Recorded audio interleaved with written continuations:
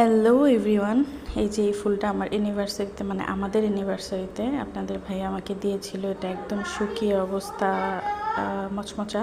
আর এই যে ফুলটা দেখতে পাচ্ছেন, এটা ঢাকাতে যখন আমরা ছিলাম, অসুস্থ ছিলাম আমি, তখন আমার মন ভালো করার জন্য 3 কালারের 3টা গোলাপ এনে দিয়েছিল। আর আজকে আমার বার্থডে, সেই জন্য আজকে আমার জন্য আর কি এই ফুলটা এনেছে। দেখাচ্ছি আমি একটু। এই যে এখানে দেখেন, এই যে দেখেন মচমচে, ধরলেই উঠে যাচ্ছে। আর এই ফুলটা দেখেন, এটাও একটা অন্য ডিজাইনের।